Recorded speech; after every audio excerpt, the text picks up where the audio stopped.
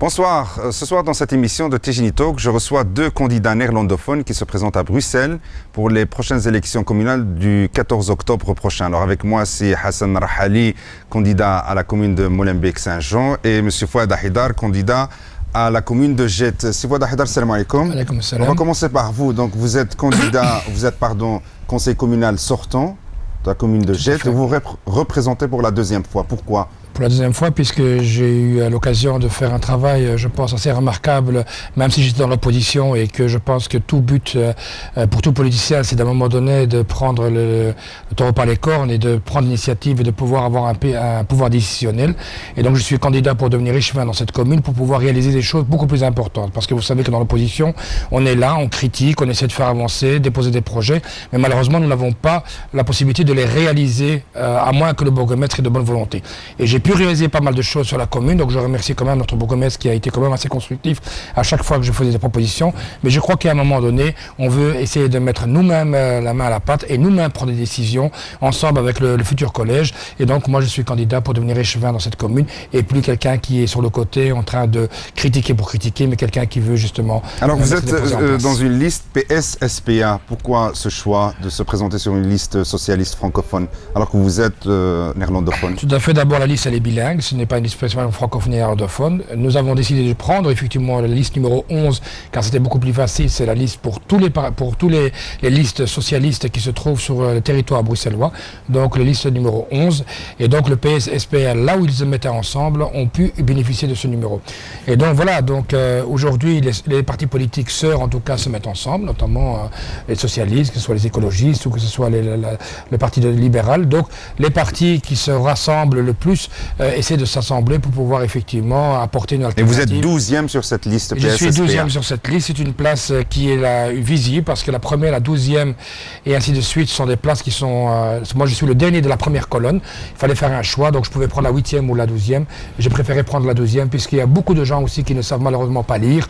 Et donc, quand je parle aux personnes âgées, par exemple, qui malheureusement ne maîtrisent pas toujours notre langue, ou bien simplement des personnes qui ne maîtrisent pas la ICT ou les ordinateurs, donc ces gens-là, on leur dit tout simplement, vous choisissez la liste numéro 11 et vous prenez le dernier candidat de la première colonne.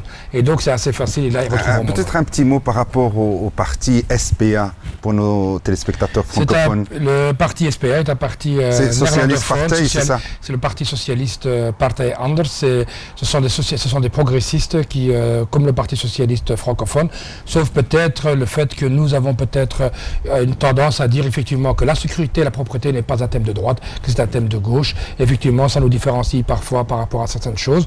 La seule chose qu'il y a, c'est que chez nous avons des gens où nous aidons aussi les entrepreneurs, nous poussons aussi les PME, puisqu'on sait très bien que ce sont les moteurs de l'économie. Donc, je pense qu'il y a des petites différences qui sont minimes et qui existent. Et comme disait notre président, M. Tobac, nous n'avons pas un problème avec les riches, nous avons un problème avec les égoïstes. Et donc, je pense que nous avons tous pu bénéficier un jour ou l'autre de la sécurité sociale ou bien des études, de l'enseignement.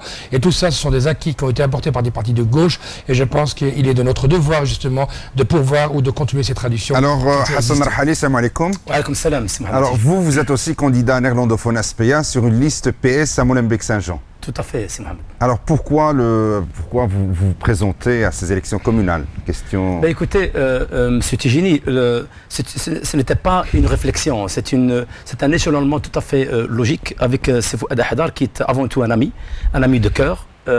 Depuis de longues années, nous œuvrons pour le bien-être, je dirais, social, surtout à la commune de Molenbeek. Depuis 1998, nous avions déjà à l'époque officiellement créé une association qui s'appelait OSCK et c'était plutôt dans l'athlétisme. Et le but essentiel de cette association était sortir les jeunes, certains jeunes qui étaient malheureusement mal influencés, mal dirigés, les ramener vers nous, vers l'éducation de nos pères, de nos mamans. Et alhamdoulilah, ensemble, on a fait vraiment de très très bonnes choses. J'invite bien sûr les gens à aller voir sur Internet tout ce que nous avons fait depuis 1998. Et c'est Fouad Ahidar en 1999, il s'est mis officiellement sur les listes électorales. Moi-même, bien sûr, je l'ai scindé, je l'ai soutenu avec d'autres amis pour essayer de... Et aujourd'hui, vous décidez de vous lancer vous-même? Pas seulement aujourd'hui. Donc, disons que depuis longtemps, nous avons, alhamdoulilah, un bureau sur boulevard Léopold II, boulevard Léopold II 95 à Molenbeek. Et il est ouvert depuis des années aux gens. Et moi au fait, pourquoi, comment, votre question, j'y arrive directement, pourquoi se présenter représenter finalement? C'était ça la question. Pourquoi se mettre sur une liste? Pourquoi sourire? Pourquoi faire une belle photo et se maquiller? Mais écoutez, c'est très simple. Moi, depuis des années, avec Fouad Haidar, on se fait interpeller dans la rue. Des mamans qui viennent et disent, bon voilà, moi j'ai peur de laisser mes deux petites filles aller à l'école parce qu'il n'y a pas de la sécurité. Et encore une fois, le mot sécurité, encore une fois, certains partis de droite ou d'extrême droite l'utilisent justement pour généraliser. Moi, quand je parle de la sécurité, je parle d'un chauffard fou qui tout simplement ne sait pas lire, il ne sait pas qu'en tout cas en ville, et parfois même dans des zones 30, il faut respecter le 30 km. Et c'est ça. Donc l'interprétation d'une maman qui dit, écoutez, moi j'ai peur pour ma fille, donc je dois l'accompagner, etc. Ça c'est le premier point. Le deuxième, d'autres points, les jeunes. Je rencontre des jeunes et encore aujourd'hui, donc pendant la campagne, on a plus, le thermomètre est beaucoup plus chaud parce que là, on est réellement interpellé tous les jours, vu que nous sommes sur le terrain tous les jours, bien que nous le sommes depuis des années, mais nous le sommes encore plus maintenant. C'est pas tous les jours que nous le sommes là toute la journée. Et l'interprétation des jeunes, c'est que des jeunes majeurs, diplômés, parfois non diplômés, qui demandent qu'une seule chose, du travail. Et ce travail-là, il est souvent lié à la chance. Parce que tu t'appelles Mohamed, parce que tu t'appelles Hassan, parce que tu es brun, parce que ceci, c'est là. Donc il est discriminé. Et c'est encore le cas. Très rapidement, entre guillemets, j'ai eu encore une anecdote à Molenbeek même. Pardon? À Molenbeek, j'ai interpellé récemment donc, le bourgmestre de la commune. Donc, donc si vous voulez, j'étais témoin, si vous voulez, de la présence de la police par rapport à un petit problème, enfin un problème de quartier précis. Et j'ai remarqué qu'encore une fois, certains policiers, pas tous bien sûr, ils ont encore des propos à connotation raciste. Et ça, c'est très très grave. Alors, vous vous présentez sur une liste socialiste qui à sa tête M. Philippe Moreau, le bourgmestre sortant, donc, qui était au pouvoir depuis quelques années déjà. Donc qu'est-ce que vous, Hassan Arhali, vous pensez faire ce que la majorité sortante n'a pas fait?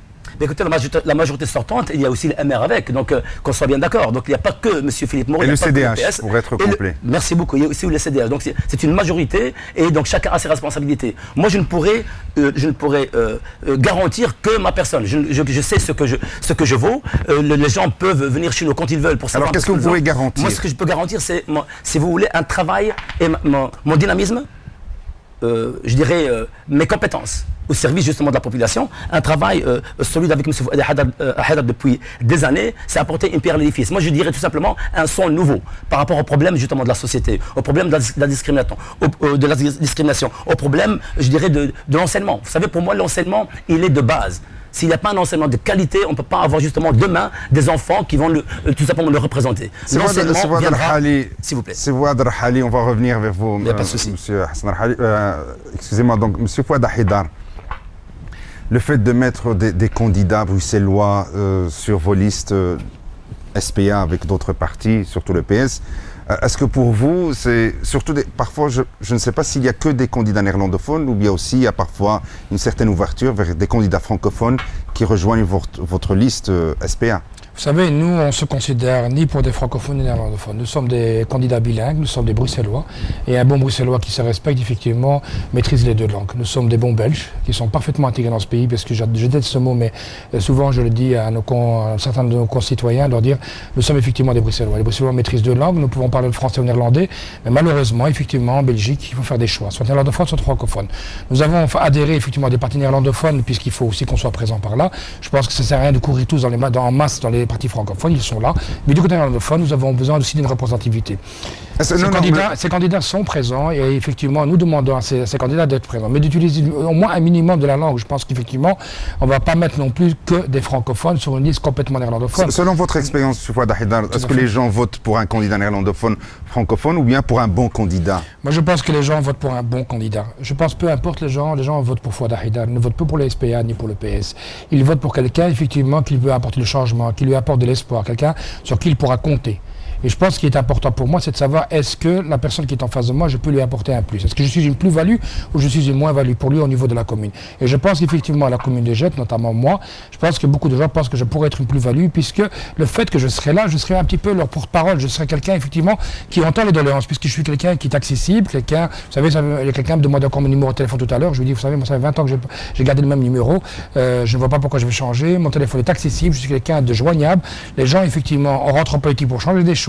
Et si effectivement j'ai mis dans un parti qui soit néerlandophone ou francophone, ce qui est important pour les citoyens bruxellois, c'est qu'on apporte des solutions à son problème. Alors on va revenir à la commune de Gette. Vous êtes conseiller communal sortant. Qu'est-ce que vous reprochez essentiellement à la majorité sortante, donc CDH, VLD? Tout à fait. Ce que je reproche à la majorité sortante, d'abord pour commencer, c'est qu'elle n'a pratiquement rien fait au niveau de la politique de l'emploi. Je vais vous donner un chiffre qui va peut-être vous étonner. Sur 50 000 habitants, nous avons 30 000 personnes qui sont des votants, qui ont plus de 18 ans. Sur cette commune, il y a 6 000 personnes qui sont demandeurs d'emploi. 6 000 personnes sur la commune de Jette. C'est énorme. Vous savez quel est le montant exact que la politique de l'emploi qui est investie sur Jette? C'est 5 € par habitant. 5 € par personne qui est au chômage. C'est-à-dire que 30 000 € sont dépensés annuellement pour une bourse de l'emploi. C'est pas avec ça qu'on va éradiquer le problème du chômage. Vous savez, les communes sont hyper importantes. Elles s'occupent de la personne de la naissance jusqu'à la mort. Et donc, à partir de cette période-là, cette période, qu'on vit 50 ans, 60 ans, 80 ans, on doit essayer de voir qu'est-ce qu'on va mettre en place pour que les gens qui vivent à Jette puissent effectivement s'épanouir. Et s'épanouir, c'est aussi...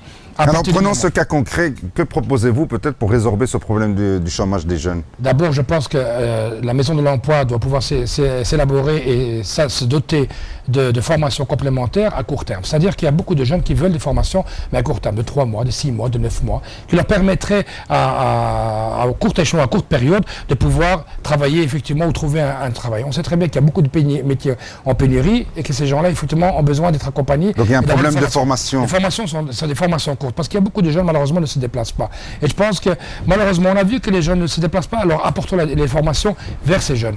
Donc on a des écoles qui sont disponibles, sur lesquelles nous pouvons créer des écoles du soir, ou même des écoles du jour. Nous avons des classes disponibles aujourd'hui, où on pourrait aider ces jeunes-là. 2, l'aide à l'accompagnement scolaire. Vous savez qu'Actiris vient seulement d'ouvrir une antenne d'emploi à Jette. L'accompagnement pour faire un CV. Parfois, il y a des gens qui ont des compétences, mais qui ne savent pas se vendre, qui ne savent pas se présenter. Donc je pense qu'effectivement, là, au niveau de l'emploi, il y a un énorme problème. Deuxième chose, la pauvreté, elle est partout. Et il y a des jettoirs qui n'arrivent plus à payer leur loyer. Malgré même des gens qui sont effectivement dans des logements sociaux. Et comme à la ville de Bruxelles, nous voudrions effectivement que la commune puisse mettre en place des allocations de loyer, où on permettrait à des gens qui sont locataires maintenant dans un logement social et qui n'arrivent plus à payer leur loyer, de pouvoir les aider. Il y a toutes des petites démarches comme ça, qui sont là, qui posent problème, parce que nous allons être bon compte.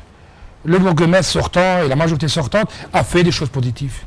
Nous, on est là pour améliorer des choses. Parce que c'est ce que je voulais vous demander, honnêtement, est-ce que vous pensez que la commune de Jette a assez de moyens pour trouver de l'emploi à tous les jeunes, pour trouver du logement à tous les demandeurs de logement, etc., etc. Je pense que la commune de Jette a parfois mal fait son boulot. C'est-à-dire qu'elle n'a pas été assez active pour essayer de trouver des moyens de subvention. Il y avait des moyens européens, des moyens fédéraux, il y a des moyens qui existent au niveau de la région, et je crois que la commune n'a pas fait assez appel à ça. Je pense qu'elle a vu trop tard qu'il y avait effectivement la pauvreté qui s'installait aussi à Jette. Et qu'elle a voulu garder effectivement de cette image un peu de cette petite commune bourgeoise, un peu de village et ainsi de suite. Et je pense que cette image-là est passée. Alors il y a des nouvelles populations qui commencent à s'installer à la commune de Jette. Quelles sont leurs origines? Peut-être plus de Maghrébins, plus d'Européens de l'Est? La majorité sont des Belges, oui, comme vous dites, ils sont d'origine marocaine, ils sont d'origine turque, ils sont assyriens, ils sont kurdes. Alors elles commencent à ressembler peut-être aux autres communes bruxelloises. Elles commencent petit à petit à ressembler. Je pense que 10% de la population, elle est jusqu'à 15% de la population est d'origine étrangère, peut-être un peu plus. Jusqu'à l'heure à preuve du contraire, quand on regarde un petit peu, je pense que cette communauté est concentrée surtout dans le bas de Jette, on va dire, puisqu'on a le quartier Arbre-Ballon du côté du ZVUB. Là, effectivement, c'est une communauté peut-être plutôt autochtone, blanche, on va appeler ça comme ça. Et puis, du côté de Simonis, on remonte vers Belgica. Et là, effectivement, on a une population qui peut être d'origine étrangère, mais qui, pour la majorité d'entre nous, sont belges. Ils sont pour nous tous prioritaires. On va revenir peut-être tout à l'heure pour parler de ces nouveaux défis pour votre commune de Jette. Hassan Rahali, quels sont les problèmes qui reviennent souvent, les problèmes qui concernent votre commune? Donc, quand les gens vous interpellent, ils sont demandeurs de quoi essentiellement? Écoutez, de l'emploi comme à Jette, des logements sociaux? Ce qui me frappe et ce qui me désole, c'est toujours les mêmes problèmes depuis 32 ans. Ça fait 32 ans que je suis à Molenbeek et c'est toujours les mêmes problèmes qui reviennent. C'est la sécurité. Et la sécurité, donc on peut y intercaler aussi la propreté. Moi j'ai des interpellations des commerçants, parce que je suis moi-même un ancien commerçant de la commune de Molenbeek. J'ai toujours mon bureau sur boulevard Léopold II. Et donc c'est la propreté, c'est le double fil. Donc, les voitures qui viennent, il n'y a aucun respect, c'est des klaxons continus. Et les commerçants sont vraiment terriblement agacés, ils ne savent pas faire leur travail. Ça, c'est un point essentiel pour les commerçants. Qui ne sait pas bien faire son travail? Les commerçants ne savent pas faire leur travail parce que bon, il y a des gens qui viennent en double fil, etc. Les clients ne sont pas à l'aise. Donc il y a par exemple des restaurants avec leurs terrasses, etc. Quand on voit, donc, comme dans un souk, on vient faire n'importe quoi et n'importe comment et sans respect, c'est un grand problème. J'ai même des interpellations, si vous voulez, pour revenir, pour moi, l'essentiel, c'est les jeunes, des interpellations des cyclistes. Vous savez que Bruxelles a investi énormément, donc un grand budget dans des pistes cyclables. Et les gens viennent, ils stationnent, ils se parquent sur la piste cyclable et ils n'ont rien à faire des cyclistes. Il faut savoir que le cycliste, lui, il existe, il est là, il a choisi son mode de vie, il faudra aussi le respecter. Moi, les gens, ils peuvent vous interpeller en disant que vous vous présentez sur une liste qui était au pouvoir depuis plusieurs années. Qu'est-ce qu'a fait cette Écoutez, moi je n'étais pas sur cette liste. Formation politique. Il y a 6 ans, j'étais plutôt un outsider. J'étais sur la liste, sur une autre liste qui était Spirit, qui n'existe plus. Et d'une manière logique, vu que c'était un cartel, je me rejoins à la SPA, qui est un parti qui, pour ma part, est le parti qui se rapproche le plus. Donc vous venez avec un sang neuf, peut-être? Je viens avec. C'est un sang neuf d'une manière politique, mais le sang, il est là toujours. C'est un combat depuis que nous sommes jeune âge. Donc même à l'âge de 14-15 ans, nous avons créé des petits mini-clubs pour un but essentiel, c'est travailler avec les jeunes. Moi, je reviens vers les jeunes, monsieur Mohamed Tijani, et j'ai 4 points. 4 points très essentiels pour ma part, c'est ma vision des choses, c'est que le jeune doit être encadré. Il doit être encadré tout d'abord par ses parents. Mais les parents, ils sont limités. Ils sont limités au temps, dans la durée, maximum 6 ans. Parce qu'après les 6 années, l'enfant, il est dehors. Il va à l'école. Qu'est-ce que vous demandez à la commune d'encadrer ces jeunes? Je demande à ce que, les parents encadrent leurs jeunes jusqu'à l'âge de 6 ans. Après 6 ans, c'est l'enseignement. C'est-à-dire les autorités doivent suivre cet enfant jusqu'au moment où il va recevoir son diplôme. Très important. Et puis, il y a le citoyen. D'accord? Il y a le citoyen d'un côté. Vous savez, c'est très simple. Le citoyen dans la rue, un sourire peut franchement faire un travail énorme. Vous savez, le jeune chez nous, donc à Molenbeek, je parle vraiment de Molenbeek, je parle du belge d'origine autre que belgo-belge, c'est quelqu'un qui a un manque de confiance. Et il est en frustration continue. Vous savez, la frustration, il suffit de voir un agent de police avec un revolver, il est déjà frustré. Alors que logiquement, l'agent en question, il est là pour le défendre. Vous savez, le jeune aujourd'hui à Molenbeek, il est frustré quand il voit une caméra. La caméra, pour lui, c'est un revolver. La même chose. Donc les médias ne font pas leur travail correctement. Peut-être, M. Fouad Haidar, on va revenir sur ces questions d'incivilité que vient d'évoquer M. Hassan Rhali. Donc ces problèmes d'incivilité, finalement, ne concernent pas que la commune de Molenbeek. C'est un problème que connaît toute la région de Bruxelles-Capitale. Est-ce qu'à Jette, par exemple, vous avez entrepris des mesures pour lutter contre ces incivilités qui parfois pourrissent un peu la vie des citoyens bruxellois? Tout à fait. Ce qui est intéressant, il faut savoir que nous avons mis en place, en tout cas dans la commune de Jette, et je crois que dans la majorité des communes, ce sont des sanctions administratives qui permettent effectivement à la police et aux agents qui sont assermentés de pouvoir mettre des amendes en place. Ça peut être un klaxon, ça peut être une poubelle qui est jetée pas à l'heure où il faut le faire. C'est des petites incivilités. Il faut savoir qu'un jour, j'ai fait une interpellation au niveau du conseil communal où j'avais dit au bourgmestre: vive l'incivilité à Jette, monsieur le bourgmestre. Vive l'incivilité à Jette, car grâce à cette incivilité, nous avons un budget en équilibre. Puisque les budgets en équilibre, pourquoi? Parce que les incivilités rapportent 1 300 000 € chaque année à la commune de Jette. Donc, quelque part, sans ces incivilités, nous n'aurions pas d'argent dans la caisse et on pourrait avoir un budget d'équilibre. Mais il ne faut pas réfléchir comme ça. Il faut justement essayer de combattre ces incivilités parce qu'elles dérangent les citoyens tous les jours. Ce sont aussi des personnes qui... C'est dû à quoi, à votre avis? Je pense qu'il y a des gens qui pensent que les trottoirs, la rue leur appartiennent et que c'est un lieu commun à tous, alors qu'effectivement, ce sont que des endroits de passage, ce sont des endroits que pour passer. On n'est pas là pour klaxonner, faire du bruit, jeter, laisser son chien, faire ses détritus par terre et ne pas ramasser. Je pense que chacun d'entre nous a des responsabilités. Je pense qu'il est important de se sentir chez soi. Moi, je le dis régulièrement quand j'étais encore à la commune de Molenbeek. Un jour, je voyais un monsieur venir avec une camionnette pleine de poubelles en train de jeter en plein milieu de quartier populaire. Et je dis, mais intervenez, prenez sa plaque d'immatriculation. Et un des gens qui m'a dit, oui, mais moi, je suis pas ch'kem. Je dis, mais pourquoi tu parles comme ça? Je dis, mais lui, il est bête, le monsieur là. Pourquoi est-ce qu'il a pris une camionnette, charger la poubelle, venir dans ton quartier et le jeter? Pourquoi il a fait ça?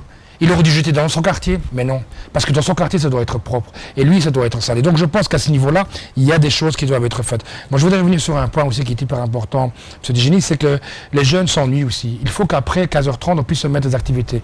Par exemple, à Jette, qu'est-ce qui nous manque? Il nous manque les activités extrascolaires. Tout à l'heure, il y a un parent qui je lui fais un petit coucou, qui m'a interpellé pour me dire, vous savez, après 15h30, nous, on est fatigués. On finit notre travail, on voudrait que les enfants, quelqu'un puisse nous aider pour les devoirs. On travaille tous les deux, on est fatigués, on doit encore faire 2-3 heures les devoirs à nos enfants, on doit préparer les repas, ce n'est pas possible. Il faut absolument qu'on trouve des écoles de devoirs de qualité par rapport à Jet. On doit pouvoir des activités extrascolaires, il n'y en a pas assez, ou bien elles sont trop chères. Donc je pense que quand les jeunes sont occupés, ils font des activités et qu'ils puissent s'épanouir pleinement dans des activités, ils n'ont pas besoin de traîner les rues. Mais aujourd'hui, il y en a beaucoup trop. Alors, Hassan Rahali, on va revenir vers vous, peut-être pour parler de votre campagne électorale. Concrètement, comment ça se passe? Ben écoutez, si je peux me permettre juste entre parenthèses, j'aimerais juste revenir un peu ce que M. Fouad Haidar vient de dire, et c'est très très important pour moi, parce qu'il a parlé justement d'un monsieur qui était venu, d'ailleurs en dehors de la commune de Molenbeek, pour dévaster donc ces poubelles ou ces déchets de construction. Moi, personnellement, je vais employer une métaphore par rapport à la commune de Molenbeek ou par rapport à la ville d'une manière générale dans laquelle on vit. Nous avons choisi de vivre dans une société, et cette société, il faudra la respecter. Moi, personnellement, la rue, en tout cas que j'emprunte, pour moi, c'est mon salon.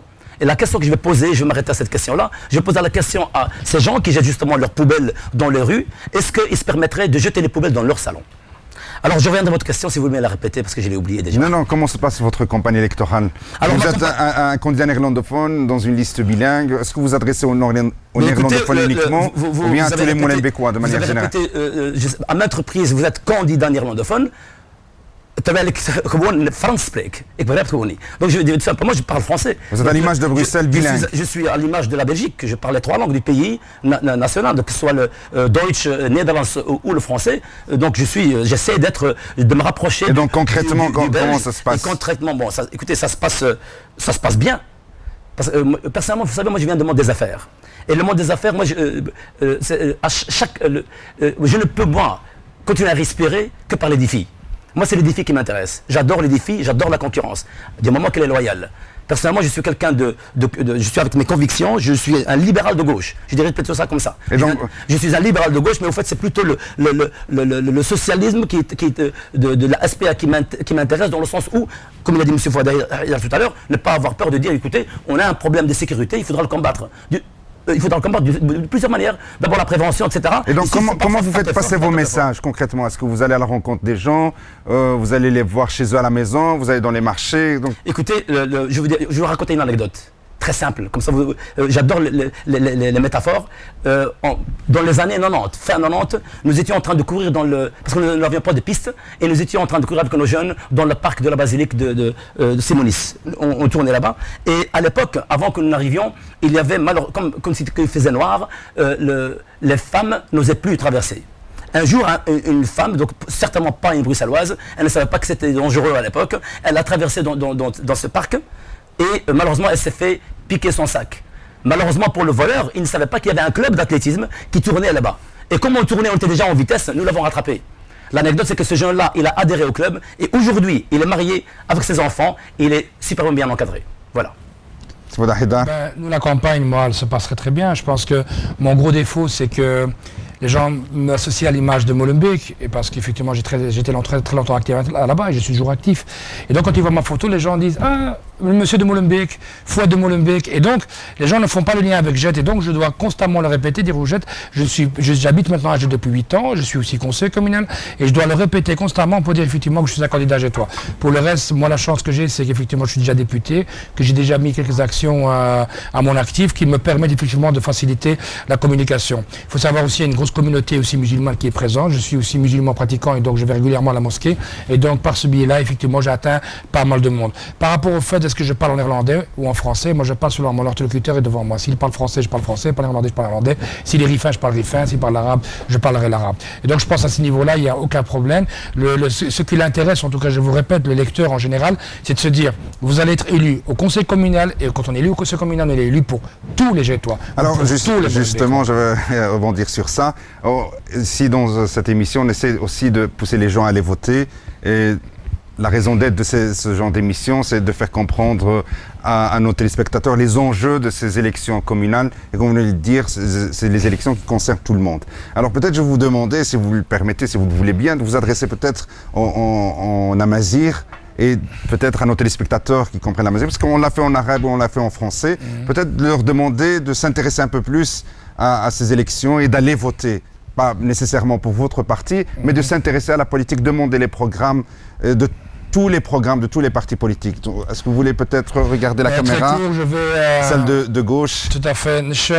مقنعكم يجيني فوضى حيدر ترشح ان شاء الله جي بلديه نجت تروح طلبوا اسماء امازيغن السقسن هذا حنا أظن مين تاعنا السياسة مين سياسة إذا نشني مرن مين دار في السياسة رغم مين يتهمنا مش كاين سرمن مش مين يتهمنا ماشي مين شوشي تيزابي مين يكسن رغم مرة وش ما يصوتون خم نيغو شم تيجي نظم قضاء تصن حساب راكم السيدياج راكم بي اس كولو راكم لي ليبرو الحمد لله موجودين فهمت راك تا ايغاليتي مرا خصم زعما غطاسي وزان راك البي تي بي ما تفوق حساب يجان قاصني وزان لا يخليكم راح متسقسم مرا نشنا قناه موجودين تاع انترنت مشى لازم هذه هذه الصوت وتضيع صوتكم وتضيع مشي لا لكم سقسم باسكو مهم ما نخصكم راكم شي جن راكم يساور خوم مشاكل اللي غانا كامازيغ كامسرمن وكمواطني كي ضمصه يخصي تري بيان بوتيتر سي حسن نتكلم معك بالعربيه يمكن اخر سؤال ديالي بالعربيه